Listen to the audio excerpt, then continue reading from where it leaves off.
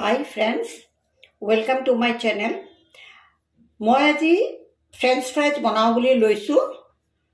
আহকচোন মই কিদৰে বনাওঁ সেইটো মই দেখুৱাওঁ। তাৰ বাবে মই ইয়াতে 4টা আলুৰ বাকলি গুচাই পানীত দি থৈ দিছোঁ, কাৰণ নহ'লে কলা পৰি যায়। এতিয়া এই ফ্ৰেঞ্চ ফ্ৰাইজ কেনেকৈ কাটিব লাগে আপোনালোকে নিশ্চয় জানে, তথাপিতো মই এবাৰ এনেই দেখুৱাই দিওঁ। এইদৰে কাটিব লাগে, ছাইডখিনি অকণমান কাটি ল'ব লাগে।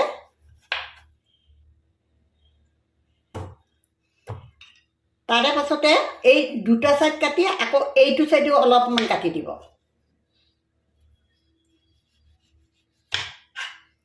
কাটি এইখিনি আপোনালোকে বৰ বেছি মোটা নকৰিব।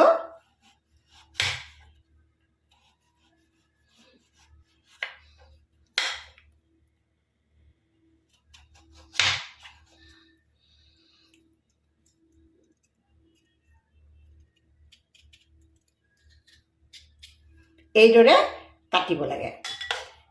এতিয়া এইখিনি এনেদৰে কাটি যাব। বেছি মোটা নকৰিব, পুৰা হোটেলৰ দৰে হ'ব। এতিয়া এইখিনি মই এটা বাটিত পানীত থৈ গৈছোঁ।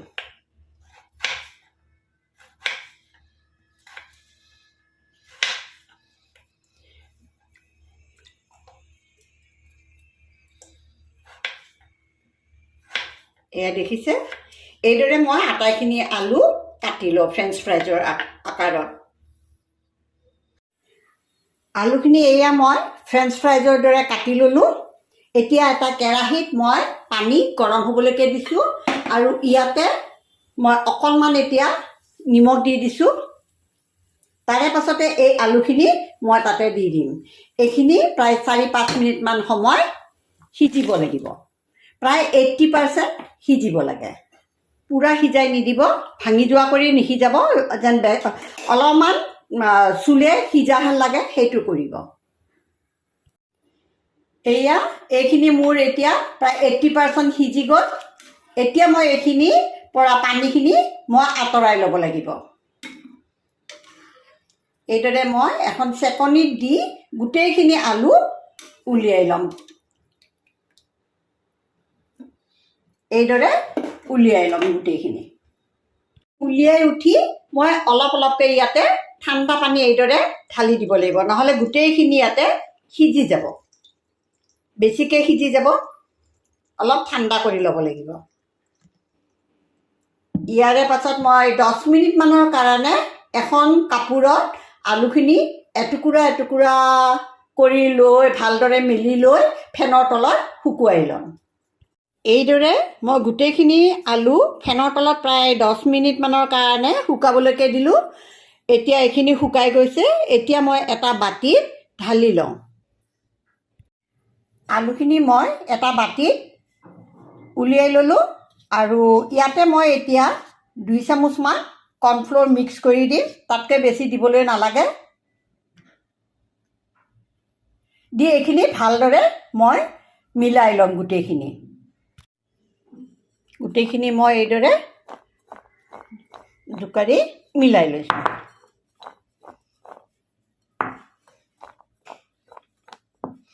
আৰু ইয়াৰে পৰা যদি আপোনালোকে ফ্ৰিজত ৰাখিবলৈকে বিচাৰে, তেনেহ'লে এনেকুৱা ধৰণৰ জিপলক বেগ মাৰ্কেটত পোৱা যায়। এনেকুৱা আনি আপুনি ইয়াৰ ভিতৰত সুমুৱাই আপোনালোকে ফ্ৰিজত নহয় ফ্ৰিজাৰৰ ভিতৰত থ'ব লাগিব। তেতিয়াহ'লে আলুখিনি আপোনাৰ ঠিকেই থাকিব। এতিয়া ব'লক মই এইখিনি ফ্ৰাই কৰি আপোনালোকক দেখুৱাওঁ। মোৰ অলপ বেছি হোৱাৰ কাৰণে আলুখিনি মই এটা জিপলক বেগত থৈ দিলোঁ, আৰু এইখিনি মই এতিয়া ফ্ৰিজাৰৰ ভিতৰত ভৰাই থৈ দিম। এইখিনি যেতিয়াই মন যায় তেতিয়া আকৌ বনাই খাবলৈকে পাৰি। এতিয়া মই এটা কেৰাহীত তেল বহাই দিছোঁ। সেইখিনি মোৰ গৰম হ'ল। ইয়াতে মই অলপ অলপকৈ এতিয়া ভাজি লওঁ।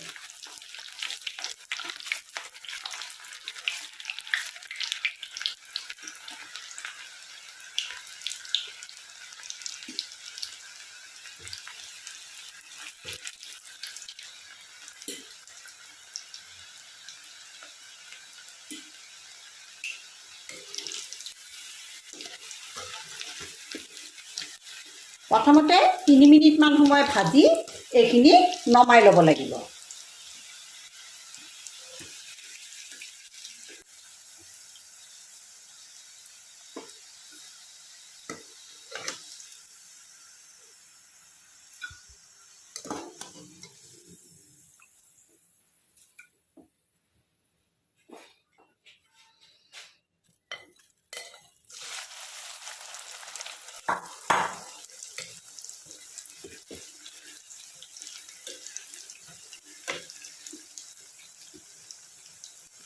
মই এইখিনি নমাই প্ৰায় 10 মিনিটৰ কাৰণে অলপ ঠাণ্ডা হ'বলৈকে দিব লাগিব। ঠাণ্ডা হোৱাৰ পাছত মই আকৌ এইখিনি ভাজিব লাগিব। তেতিয়া পুৰা মেকডনাল্ডছৰ দৰে আপোনাৰ ফ্ৰেঞ্চ ফ্ৰাইজ হৈ যাব।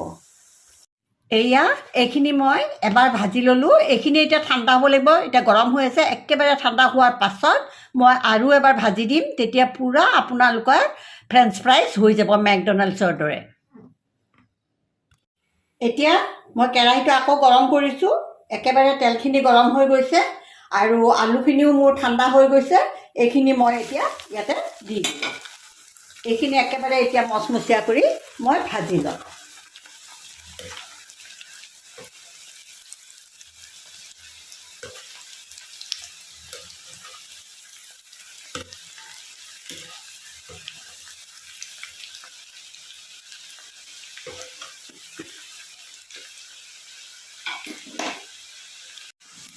এইখিনি মই প্ৰায় 4-5 মিনিটমান সময় ভাজিলোঁ। এতিয়া হৈ গ'ল এইখিনি। মই গেছটো অফ কৰি দিওঁ আৰু এইখিনি নমাই লওঁ।